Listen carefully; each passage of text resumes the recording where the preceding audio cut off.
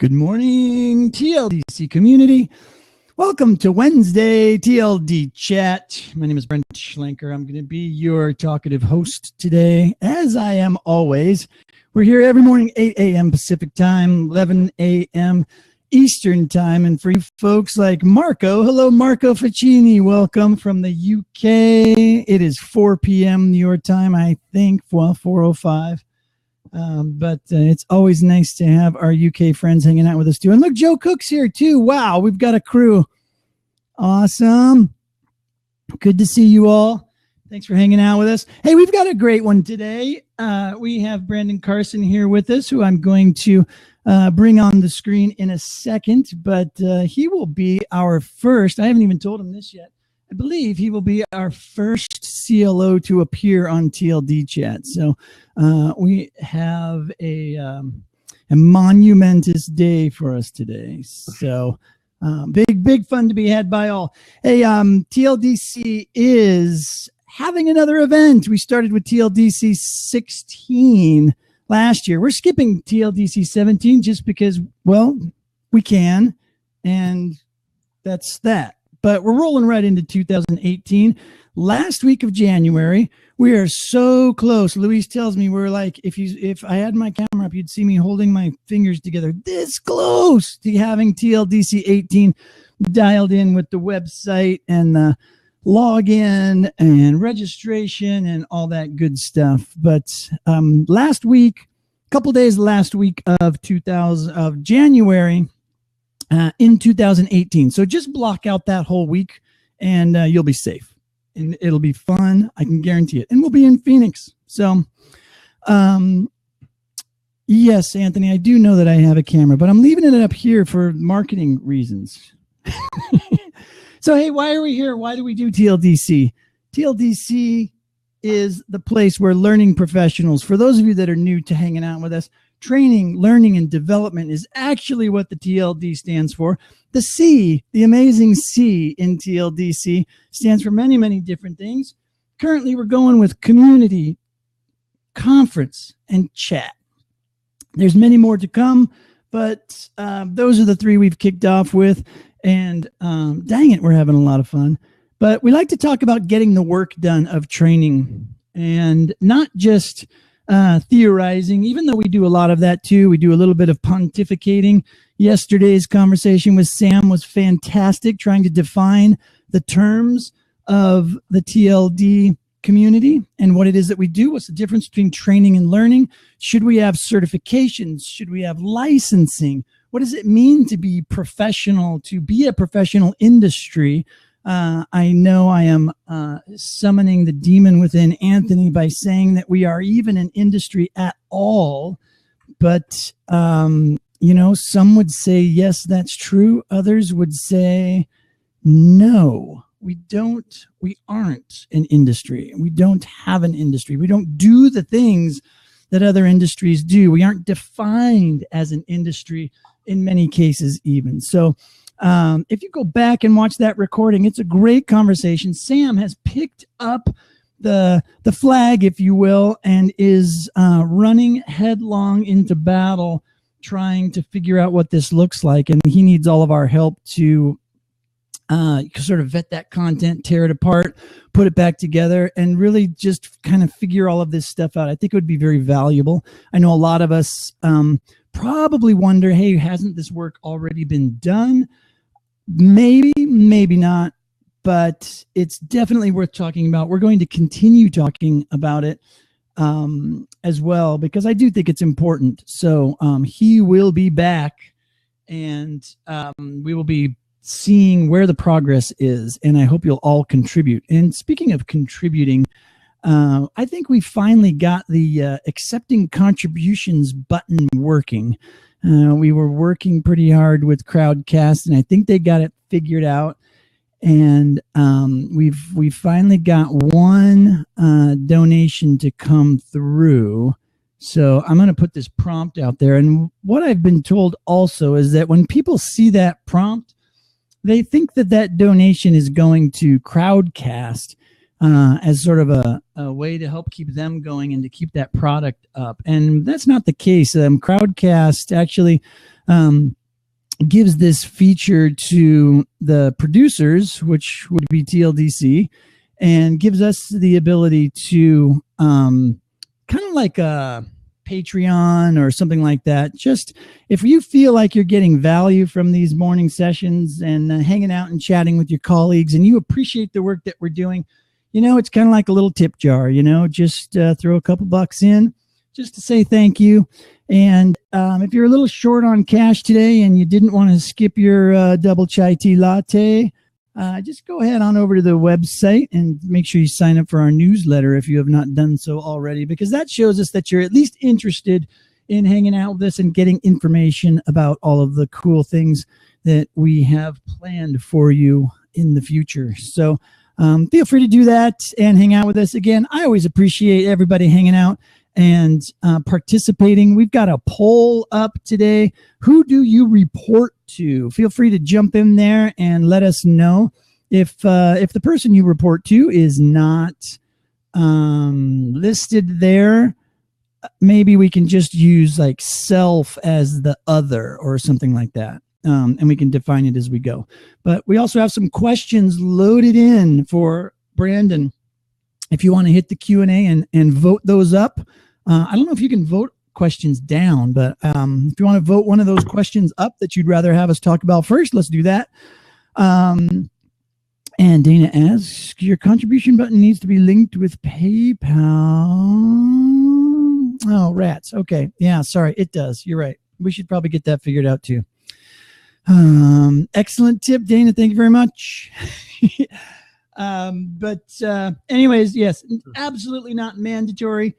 Luis and I are still trying to figure out, how is it that we can keep this thing going? Trust me when I say it's neither of us plan to retire or become millionaires on this thing. We just want to be able to get you guys the best technology available at the best level. And all of this infrastructure does take a few pennies every month. And so any help we can get keeping this thing running and providing you guys with value would be much appreciated. So thank you for your support. Anybody have any e-learning news today? I don't really think so. I did a quick search beforehand and I did not see anything. So you know what we should do is we should just forget about this and say hello to our guest today, Mr. Brandon Carson. How are you, sir? Hello. Let me take a minute and drink from my $5 latte here. Yes, please do. But I promise to contribute. Okay, good. One of my lattes this week. Hey, you're the guest. You don't have to contribute. You're contributing just by being here. Oh, yeah. Right. Well, hello, Brent. It's good to be here. Outstanding. Good to have you here. Hey, I didn't even do a very good job of introducing you, but why don't you just sort of tell people who you are, what you're currently doing? Yeah. Okay, cool. Well, your introduction was very flattering, although I am not the CLO at Home Depot. Well, you're something over there. But I am the punching bag more than anything. No, I am a director of learning at Home Depot. I'm one of 5 directors of learning. Wow. So, yeah, we're structured to align to our business. And, of course, we have a pretty big business. So what I'm directing right now is what we call the Design and Development Group, which is a shared service within our learning and development organization. And the shared service, we're basically the makers. We make it all. So we make all of the learning experiences. We design and develop them for the enterprise. So that's all our stores, all our non-store associates in supply chain and headquarters and call centers and that kind of thing. And we also design and develop all of our leadership training. So we're kind of the central hub, if you will, of getting it all done. So, so that as the central hub, I would say, yeah, you're the head guy. Who I else shouldn't come close? smiling right after that description. So sounds like you're the head guy. But it's all good. So, how long have you been there? First of all, just out of curiosity. I am just on the cusp of my 3-year anniversary here, which I was talking to someone not too long after I got here, actually, and they were saying, "Yeah, I've only been here like 7 years," And it struck me as like, dude, that's like 3 careers in tech. So but here that's not very long, I guess. You're still a noob. 30 years. So it's a good place. It's a good place to be. Yeah. So how did you get to this point? Let's do that real quick. I mean, we got a lot of stuff to talk about in only an hour, but what does your career look like? What's sort of the Reader's Digest condensed version? This was all a fluke. I mean, actually being in learning and development as a career for over 20 years has actually been an accident. I never planned this. I don't know going back if I would have planned this, but but I was actually working, for Microsoft, and I was running the call center training for Microsoft, and was contacted via LinkedIn by recruiters at Home Depot, and they were talking about some different types of learning methods they wanted to explore. And my interest was looking at retail in general. I think we're under the second biggest revolution in retail that there's ever been right now. We're in the middle of that. So it's a really interesting and dynamic industry to be in. And then Home Depot, which was really an outlier for me because I'm not a home improvement guy, and I'm not I wasn't a retail person either. So it was like, okay, this is like moving to Paris and not speaking French, right? It's really a different world. And so, but I thought it was an interesting challenge. In the most complex retail environment I think there is, if we can create and transform the way they do training and move it from the transactional nature of how it's done and move it more into the work stream to support the complexity of the environment. If we could succeed at that, then I can retire and go home and do my thing, lay my head on the bed. So I took it as a challenge, and it's been quite the challenge, that's for sure. Yeah, I'll bet. And it's interesting that you say that. I hadn't really thought about it. I think of, tech changing a lot of different industries, but to think of one particular vertical and to think of it as this is the second major shift kind of made me have to think back a little bit and kind of think through the transitions. But yeah, that sounds about right. What was the first shift? Yes, if you look at kind of retail in general, the biggest shift occurred probably in the late 50s, early 60s, when retail functions were starting to buy a lot of land. Shopping malls were coming around. In the 70s, the idea of the big box warehouse types of retail environments were being built and constructed. So it was really the land grab, right? So the physical brick and mortar build out, if you will, of retail, which revolutionized how people shop, right? And so then if you fast forward to the 90s and you look at the internet, which obviously, as we all know, has changed everything, that definitely transformed how people shop. And it's almost like publishing. I worked in publishing when the internet came about, and they were not prepared at all as an industry for what the internet brought. I don't think really many of us were, but there's certain industries, especially, journalism and that kind of stuff. Well, retail is still trying to figure it out, and then I remember the first time I was introduced to Amazon online and, as a bookstore, and our heads were just spinning. We were all thinking. And so we're in the middle of what I like to term as the second biggest retail revolution, where we're integrating the virtual and the physical, and we're all trying to figure out how to best serve the smarter customer now, who really is expecting a lot more because of the way they shop. So it's an interesting space to be in right now. Yeah, for sure. And that makes it's a great segue to kind of lead into our questions. So as we're all going through this shift, right? The different industries are experiencing this shift differently, but in general, we're all experiencing the same shift. So what do you see as the most pressing concerns for L&D today? Mm-hmm. Yeah, it's almost comparable to when publishing realized what was happening. I remember I worked in publishing, I said, and I remember going to my boss and said, there's this thing called Netscape Navigator, and I think we all should have it on our desktops, on our computers. And he asked me, and at the time, Netscape was charging $49 a license for their browser, right? Yeah, I remember that. I was going to have to do a PO, right, to get Netscape. And so then he said, can you sit down and write like a memo justifying why you guys, our employees, should have the internet available on their desk, right? And so in some respects, L&D is sort of in that space now, that in-between land, right? Of like, how do we really become nimble enough to support what's the transformation that's occurring in the workplace? And so I think that's the biggest thing. The forces of change, that's going on in the workplace, they require L&D to be more entrepreneurial, more comfortable with ambiguity, and we need to transform our workflows so that we properly support the business. We have a situation here where our IT organization is now, it's a pretty large IT organization, and it's undergoing, whoops, my phone started ringing, took my screen away. It's undergoing a transformation to Agile. And that's actually changing the way they work. So they're moving to a quicker cadence for system releases, stuff like that. So if they have a 9-week release and we take 13 weeks to create something we call training to help on that system, we're out of alignment, right? Because they're releasing every 9 weeks and it takes us 13 to 14 weeks to create something to support that release. Doesn't work. So we definitely have to be, oh, Adobe's calling me. Can you hold on? We're informal, aren't we?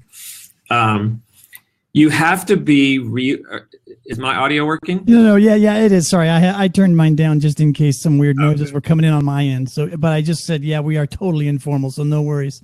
Yeah, when I get a phone, my watch, or when I get a call, my watch, my phone, and my computer go out. It's like, but that's kind of the challenge, if you will, that aligning proactively to respond to the business needs. And that's always been a concern for L&D. But a lot of L&D organizations have turned into their own little creation monsters, right? Where it's like, we just have to keep, it's like the post office, like a Seinfeld episode. We just have to keep creating because that's what we do. Yeah. And really what we need to do is rethink L&D's place in the business itself, and figure out where we add the most value. And skill sets and capabilities are really going to need to be transformed in the next couple of years. If you look at like the things I talk about in my book that's coming out, these 5 edge technologies, it's completely transforming the workplace. You've got automation, you've got mobile, you've got the cloud, big data, Internet of Everything. All of these things are completely changing how the modern workplace is going to function. If we in L&D can't support that appropriately, then we're irrelevant at that point. And what use are we? So there's a lot of things going on that we need to look at from our capabilities perspective individually, but also just how we function as an organization that supports the business. Yeah, it feels to me like it impacts so much of what we do, and it's the frustrations that we see and that we talk about here every day on TLDChat is exposes a lot of that, because I think we're all struggling with what is it that we do, right? What is that value add that we give to the business? If we don't do, quote unquote courses anymore, if we don't, or if those just aren't the main thing that we do, right? If we all see that everything is changing, but I think there is this just consternation within everyone as to, okay, then what does this new thing look like? And if I start doing that, am I going to be less valued? Am I going to be more valued? Is leadership ready for it? All of these different things. And then on top of that, we support so many different types of performance improvement and performance within the company, that it's different for every one of those, how it's going to be, right? So when you talk about management leadership development training, that is a whole different beast than when you're talking about, maybe business process training or step action software training, and then those two things are totally different from sales training, right? And training salespeople and all of that. And so, what does that look like across the board? How do you deal with that? Well, I mean, those are good points. And I think that, one is L&D, and I work in one now that is formulating this, but L&D needs to have a strong perspective on what, drives value for the business, right? And it's difficult if you can't embed yourself into the business and understand deeply what the challenges are and the opportunities are in the business and be aligned to that. And I know that it may sound kind of like Alfred Remitz and I were talking about that. And by the way, if you haven't had Alfred on here, you should get him on here. Oh, absolutely. Yeah, that's a great Alfred and I were talking about this the other day, and he kind of works with Mosher and Gottfredson on performance support and adaptive learning. And you know, the reality is that we have to think differently about how we support that business. Like I'll go around and say a learning group should never have its own KPIs. You should really know in the deepest part of your foundation what the business needs are and figure out a way to get that information so that you can do the right thing and have a perspective instead of being an order taker. We are currently undergoing probably the biggest construction of knowledge networks in human history. We have set up something called the internet, right? Which is allowing us to assemble knowledge networks on a scale unimaginable before. Yeah. No longer does anyone, especially a worker, no longer should they have to wait to learn something. It is, you know, I have to say at the title of my book, The Age of Immediacy, that's where we are right now. Immediate information that proactively supports someone in doing what they need to do. And so that disruption alone is what's causing a lot of what you're talking about and what we're facing as industry professionals in learning. How do we effectively transfer knowledge? And I remember years ago, I read something that Jane Bozarth was questioning. She was questioning the instructional designer. And does the instructional designer matter anymore with all of these knowledge networks being constructed? And I think that we actually matter more than ever, because transferring knowledge from one human to another is probably one of the most difficult endeavors we can undertake. It is not, and then to know that it actually was successful, right? And so I think that there's definitely a challenge here for us to have the skill sets, you know, that can appropriately run to whatever the needs of the business are. Otherwise, what are we doing, right? And so, yeah. So what does that look like? I mean, you know, not to, you know, get too far deep into the weeds, but I think it's a great point. That conversation has come up a lot in the blogosphere and whatnot. And, you know, is ISD dead? Is the instructional designer going to go away? You know, is it just sort of morphing? And if it is, do we still call it instructional design? Do we call it something else? And what are those specific skills and activities that somebody that holds that title is going to be doing and going to be responsible for in the coming years? Yeah, you're right. I mean, all of these things are changing. We just posted a job for a experiential leadership learning designer, right? And someone who can take experiential learning into the workplace, right? And complete and kind of help construct complete learning solutions instead of just worrying about a certain delivery format or delivery type, if you will. But how do you construct a really comprehensive solution to help move the needle in some way? And part of the biggest transformation we've been undergoing here the last several years is around how do we measure the effectiveness of what we do. So we had our CFO ask us, gosh, this was probably about a year and a half ago. She said, you know, you guys have 100 people down there, you know, creating training. What do you really do? And don't you just do it once and it's kind of done, you know? And so when you have a CFO kind of asking you to prove the value of your charter, of your, you know, or justify your existence, it makes you think, right? Okay. Right. And we all came together as a team and we really started putting together, how do we measure our success and what are the skill sets and capabilities we need to deliver on that success, right? Deliver on those measures. So we have applied a systematic, data-driven approach to deciding what we work on, right? And making sure that it aligns to some kind of demonstrable business value. And so, for example, one of our biggest ideas was to come to the realization that the way we do training in the stores, the very transactional, event-driven, go to the, leave your work, go to the back room, sit in a little phone booth type of room and put on a dirty set of headphones and watch a video till you fall asleep. Does that really work? So the first question was, is that the way we should be training folks who sell our products on the floor and service customers, right? Well, we all as learning professionals know that that's probably not right, but we're measuring completion rates in our LMS. So we have a completion rate every 2 seconds. We do 14 million LMS completions a year. So we know people are taking the training.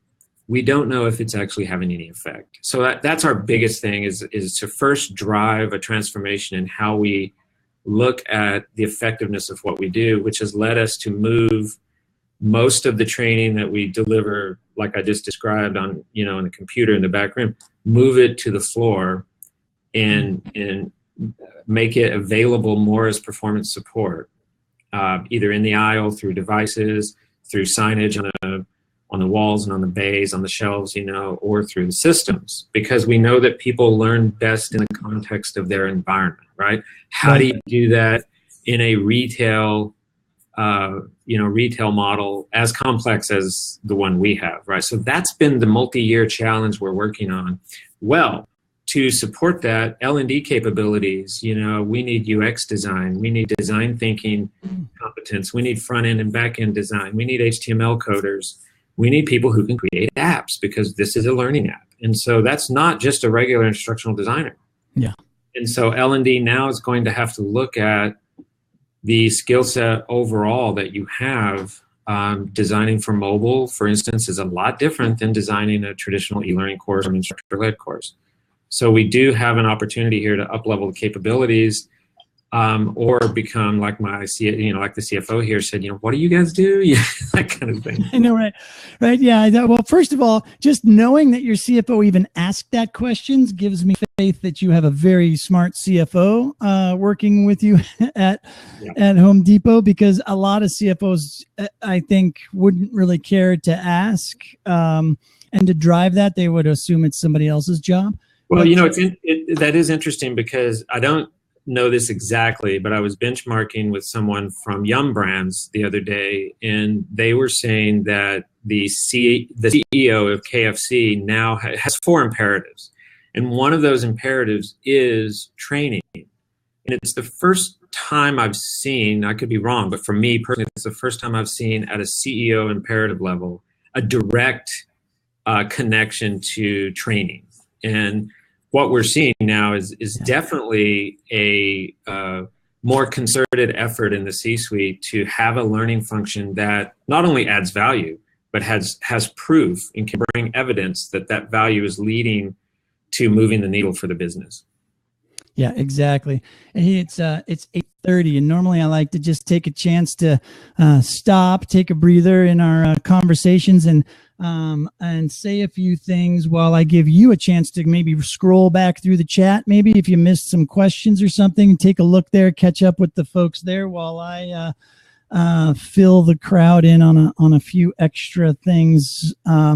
But yeah, all of those things, I have a whole bunch of questions going through my head that I definitely want to ask, and we'll get to those in a couple minutes. But again, folks, everybody, if you like where our conversation is going, share it with your friends. Click that share button. Don't forget to share it out and let everybody know that we're hanging out and chatting with the non-CLO of Home Depot, Brandon Carson.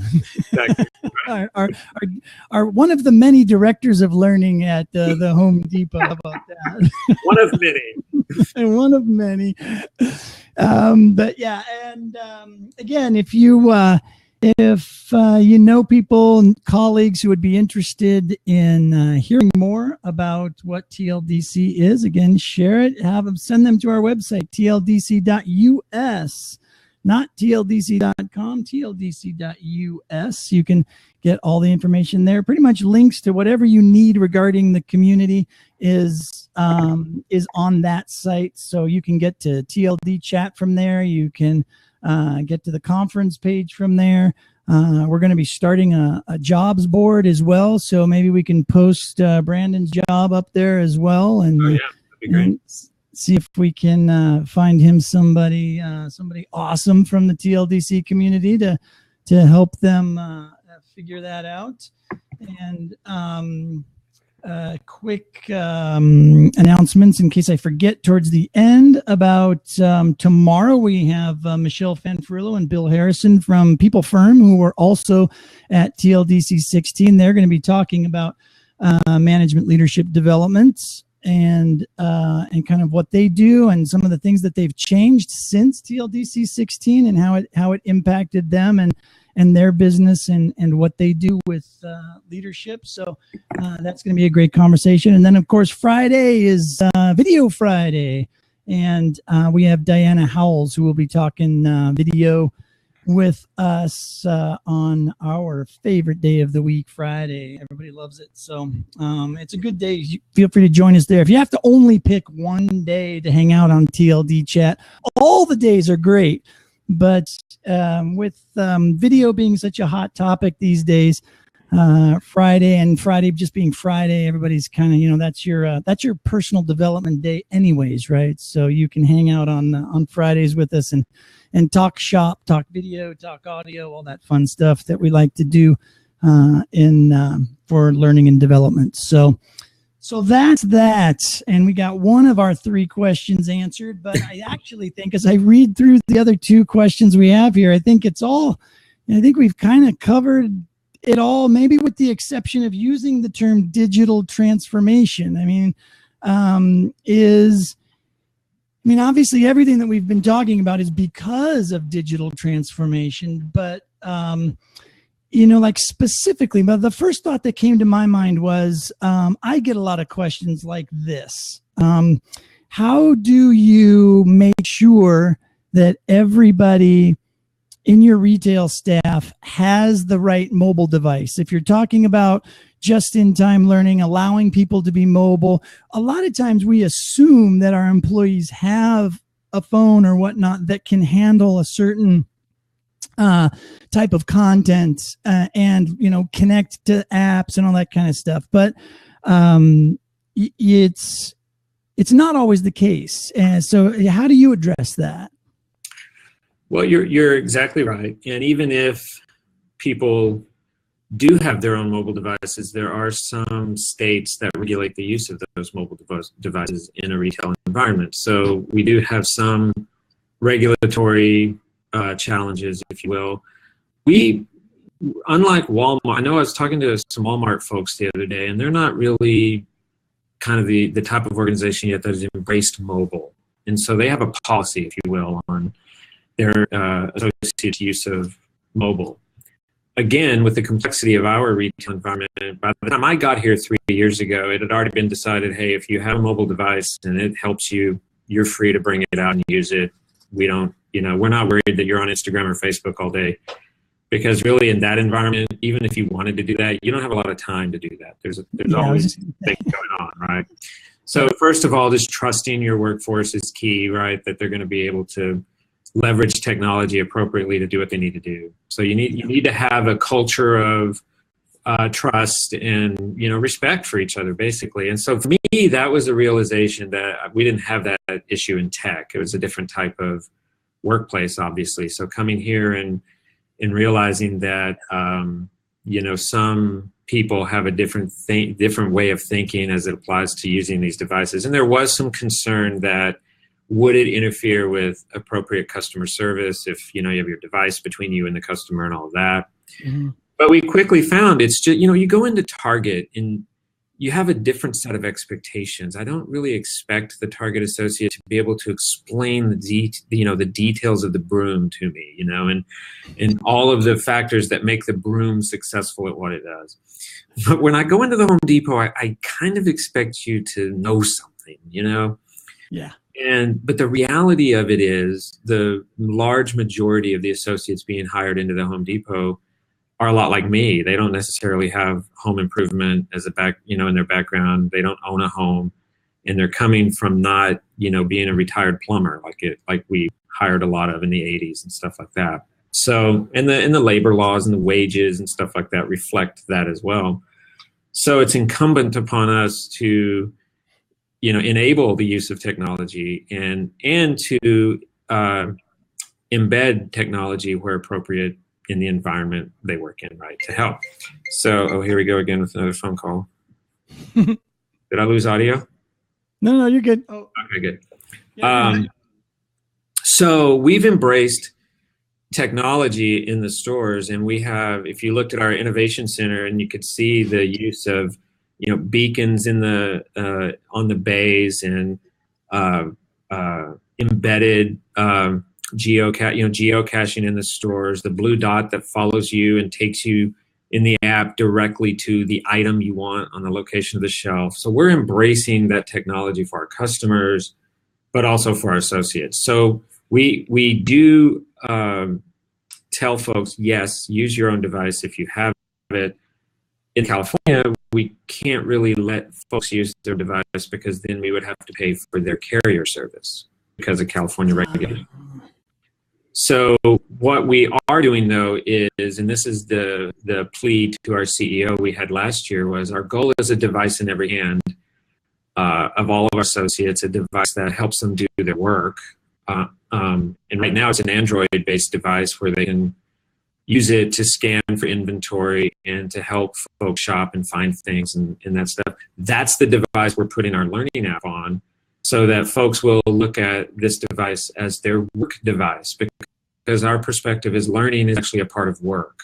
Yeah. When we first started this, before I got here, they had started the idea of mobile learning, and then they went to the executive leadership team and asked to buy iPhones for every associate as learning devices. And of course, they were resoundingly laughed out of the room because of the $60 million or whatever that would cost to buy iPhones that would probably just disappear really quickly. Right. So when I got here, I was thinking, well, let's look at existing infrastructure. And I would think part of your strategy around mobile should be to try to integrate with what exists now. And yes, it can be constraining and it can be difficult. The version of Android we have on our devices is not the version of Android you're going to get on a Samsung device. We lock it down a little more. We turn off notifications. Our associates don't have emails, addresses, blah, blah, blah. So there's a lot of constraints, but it's really find what you can do within those constraints to philosophically look at one device in the hand of an associate for them to do their work and learning. And so we are now undergoing, at first we built the app as a pilot, and we connected it at the same time with an ask for more devices in the stores so that all our associates would have access to a device. Because right now there's only like 20 devices available per store. So not every associate on a shift could access one, right? You might not get access to one. And we found out that the biggest leap there was getting the procurement for more devices. And at one point, I decided, let's don't wait for the devices to come. Let's build the app. Let's start piloting it and prototyping it. We used California as the first state. Now our app is in all the stores in California. And what is happening, this whole viral thing where the folks, the leaders in the field, which is where all the stores are, the leaders in the field are saying, we want more of this app for our associates, which then is telling our leadership we need to buy more devices. So instead of asking for the devices first and then putting the app on it, getting this sort of viral build where now the learning experience we've designed is becoming the fuel for the enterprise to go ahead and procure the the Yeah, now there's upward pressure, right? It causes the leadership to see that there's value, and they're hitting it up that way and pushing it forward. I've often told people that you've got to do like a grassroots and a tops down approach all at the same time, and then hopefully at some point you sort of meet in the middle, and then everybody's educated, everybody sees the value, and then writing the check just sort of becomes a no-brainer. But it's a much longer and more strategic process than just sending a memo to the CEO saying, or the CFO even, can I have a little money, like a few $1 million for a bunch of devices? Right, exactly. And it is different for learning functions when you're doing something like this, where there's a confluence of content and technology required. We had that with our LMS when we when we deployed Saba, I think 7 or 8 years ago now. We've only had an LMS for 7 or 8 years. And we kind of centralized learning through the LMS, but it's still it's an interesting, it's a different type of conversation. Although it's it's a SaaS model and we pay for the service through Saba. When you have a confluence of the different types of needs to do mobile learning, if you will, or roll out mobile learning, you have to bring a lot of people with you. You have to bring store operations with you. You have to bring the mobile folks with you. You have to bring the device people with you. You have to bring IT with you. And so it's a different aggregation of people that you need to bring along. And frankly, when I came here and started building this app, there was a lot of very vigorous, I'll say, discussion about why are you in learning doing something mobile? Because we have a mobile group that does that. And how dare you think you can do something on our mobile devices? Literally that was some of the conversation. And so you have to be an influencer with all these other lines of businesses to advocate and evangelize what learning on a device means for an associate, right, or for a consumer, someone consuming it, versus the app. And there were literally folks who were saying, well, why don't we just build an associate view to our consumer app because the data's there? Well, and I'm like, that's actually not a bad idea. That's something we can look at. And so you have to be a true business partner in these things and not have that view of learning can only do learning. Right. Yeah, we're sort of that. We have that legacy of being that ivory tower department that does its things separate from the business. And when people would go to training or get training, it would be leaving the job, going to the training department or the corporate university, getting educated, and then going back to the job, and everybody crossing their fingers and hoping that, performance changed or that there would be some sort of improvement that would happen. And we all know we're past that. But the thing that I think our industry has to remember is that we may be all past it. We may all have learned from each other and learned from our own experiences and know that. But there are many, many, many executives and business leaders and middle managers who are still in that old frame of mind where training does this thing that's separate from the business, and they need to go. So that I talk a lot about that as well, as far as culture change, right? We have to influence to help change the culture and find the right other advocates in other departments and truly start to get their mind shift to change and to see what it is that we do differently. Yeah, you're right. I mean, I'll be honest, I was completely kind of naive to the perspectives of other businesses and what I was doing. I was thinking, oh, everyone's going to love this. I'm just going to show this to everyone and they're all going to love it. And I was completely naive to the fact that some people may feel like their area is being trampled on, if you will. And then at the end of the day, I mean, we were even down in the granularities of arguing where I could put my app on the home screen, the app icon on the home screen. So it was quickly a lesson learned in that designing and developing the experience is definitely not the hard thing. It is getting the business on board. And that's why I was talking about the KPIs earlier, right? I mean, yes, learning should have measurements for its success, but learning exists only to support the business's imperatives, right? And how we do that in learning is our measure of success, right?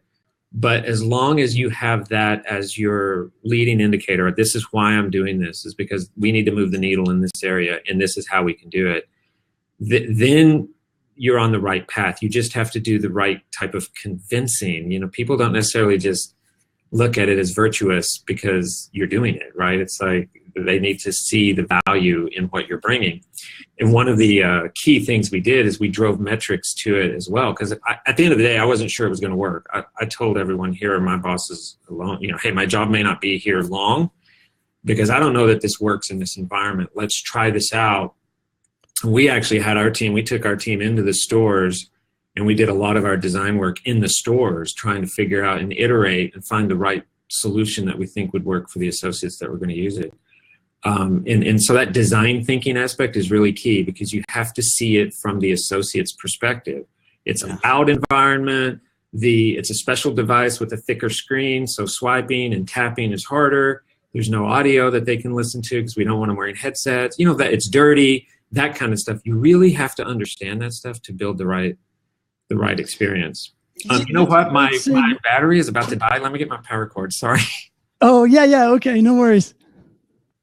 Yeah, while he's doing that, I will try to address some of these questions. And I wish Kevin didn't have to run. I wanted to, I'll still mention it later, but Kevin's great idea for the flip books I think we should talk about. But Brandon, there was a great question, and I was kind of thinking this too earlier, but I wasn't sure if we wanted to get into the weeds about it. But when somebody else got curious, I thought, well, let's talk about it.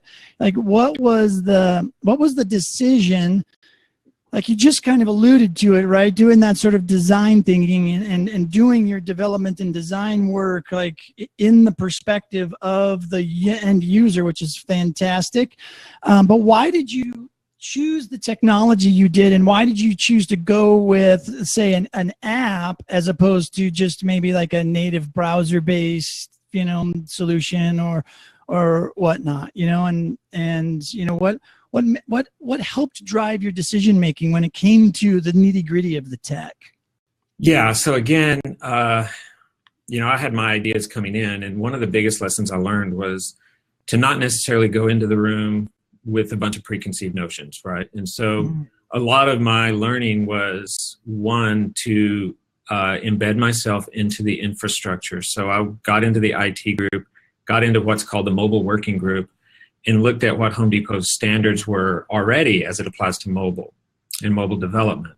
And so then I adhered to those standards, because one thing I learned that won't work, and I remember being in a meeting with the president of our online business, and I was showing him the Pocket Guide. We call it Pocket Guide, our learning app.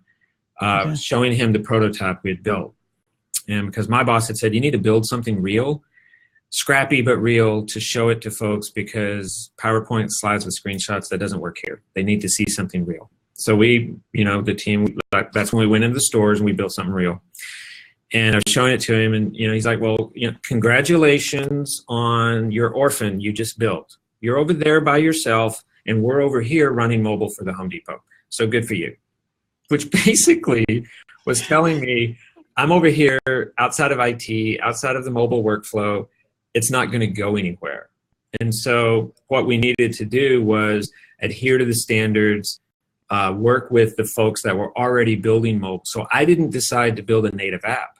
Home Depot's mobile standards are build web apps. And so we built a web app, and we used their style guide, and you know what I mean? So we first of all, I don't think learning necessarily needs to have a perspective on what the technology should be, because it needs to fit within the constraints of our environment. What I have to advocate for and fall on the sword for is that it's true learning, and that the experience will move the needle from a learning experience. And that's why when I look at our consumer app, I was like, I don't really want to be in that hot mess there, because there's just a lot going on there, you know, and I really do think a separate learning experience is going to add the most value. So there's those kinds of conversations that were necessary. And that's why I talked about earlier, being outside of the learning silo. You have to be with the business. And that was the way store ops, you know, the operational people would come along. So by aligning to the existing infrastructure, those were not our problems anymore, because guess what? The sign-on is not our problem. The analytics gathering is not our problem. We have partners in IT that are now driving that. So native apps not possible. You know, I was told our devices are 16 gigabyte devices. We don't push native apps to them. There's only a few native apps allowed. You know, all these regulatory, which, you know, holistically you look at them and go, those are stupid rules, really.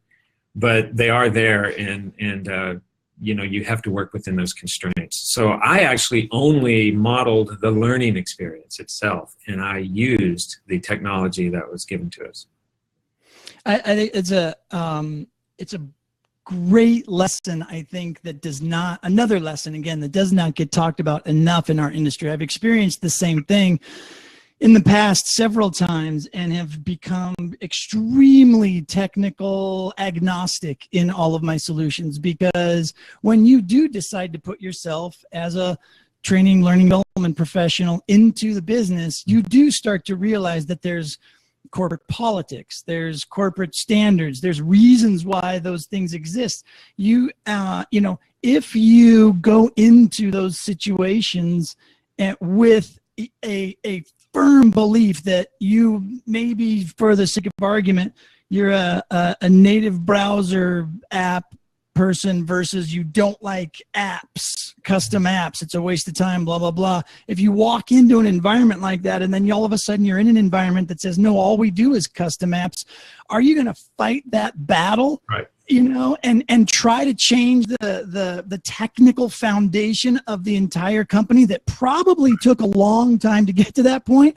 Or are you going to, again, partner with that corporation, that company, those people, and say, okay, what can we do within the constraints that the corporation, the business has already defined? Yeah. That's a mentality that I think many of us need to get to, that we're just not at yet. Yeah, I definitely don't think, like, for me, it was, you know, it's one of those days where it's like, okay, you know, one of the biggest lessons here I learned was check my ego at the door, right? Because when he's like, you know, congratulations, you have an orphan, it really made me go away thinking, okay, lesson learned, how do I make this better, right? So how do I get into where I need to be to, because at the end of the day, I'm sitting here, all I want to do is support what the business, you know, what these folks need in the field. And I think part of the biggest learning from that whole experience was understanding what the needs of the folks are, the real needs, you know, going there, being in the environment, working there, being a part of that. You know, I actually put an apron on, I go work in the stores. It's a scary thought. I do a lot more damage there than I do good, but at least I understand kind of what the needs are. And so have that perspective. So that perspective should inform everything we do. Yeah. You know, and so when I'm sitting with these folks trying to explain why we need to spend 12, 13 million, whatever it is we need to spend on this, I can show that there's true business value at the end because of these metrics that we've attached to this experience. And because, you know, this is this is in year 5 now on this strategy. And I was telling my boss the other day, I'm like, you know, the startup side of me is annoyed. This is taking too long. We see the real needs out there that really will help improve customer experience. I mean, we all have a Home Depot story, right? And so how do we really improve experience? And we know this is going to work, and we ran this pilot for a year and a half.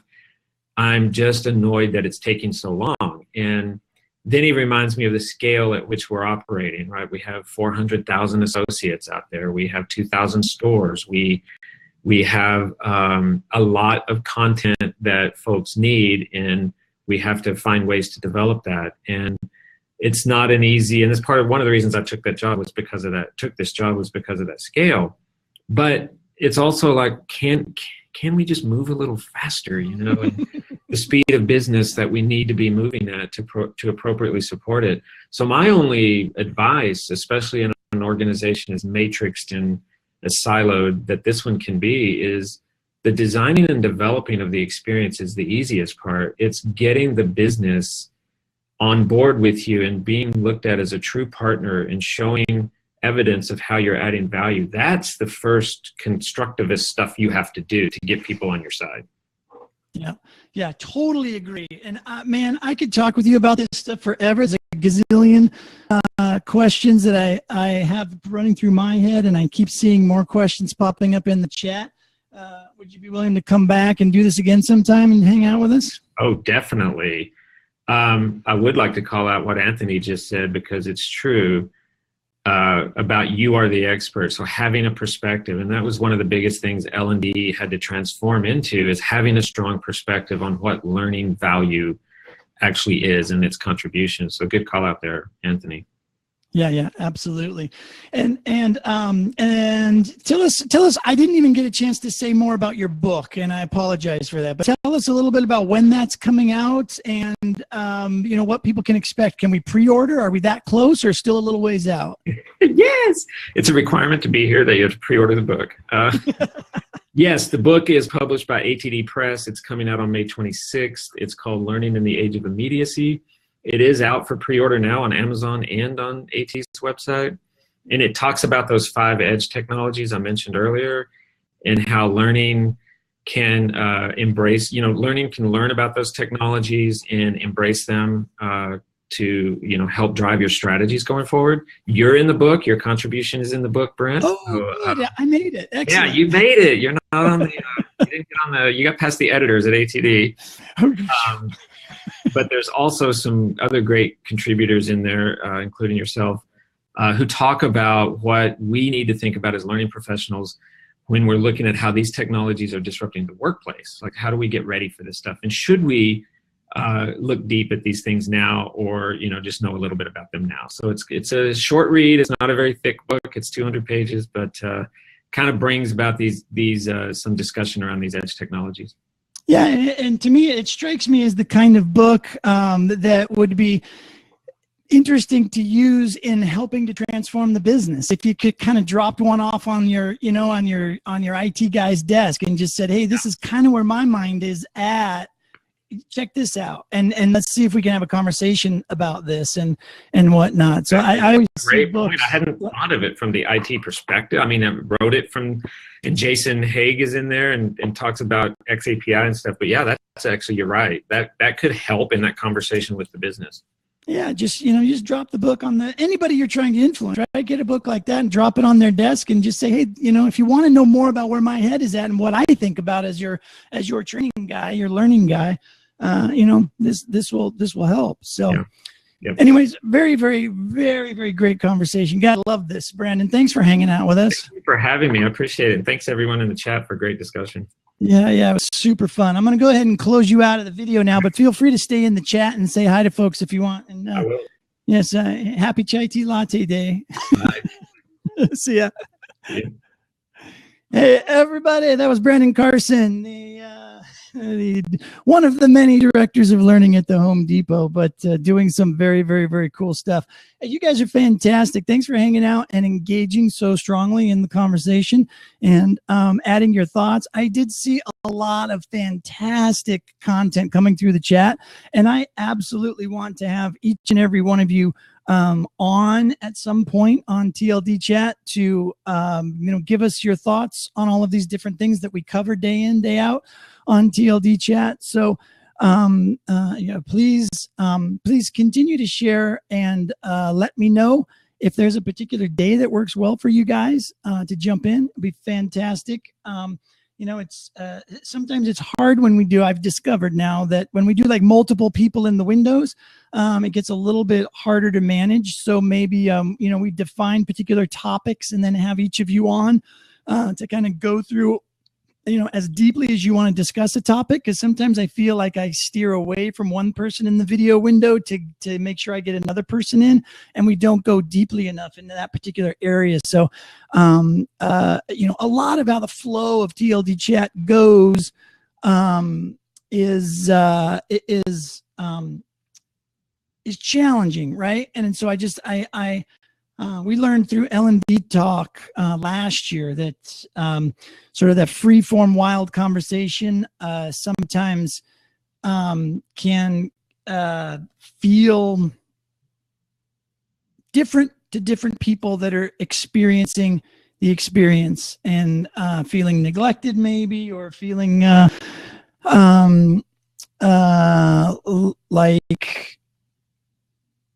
I don't know, my sound machine got some bad rap last year, right? Stuff like that. So no need to go into all of that, but trust me when I say I'm doing my very best to make sure I engage everybody as often and as strongly as I possibly can. So thanks for hanging out in the chat and hanging out. And yes, no, actually, I don't know how to play the drums. Those are strictly for stress management.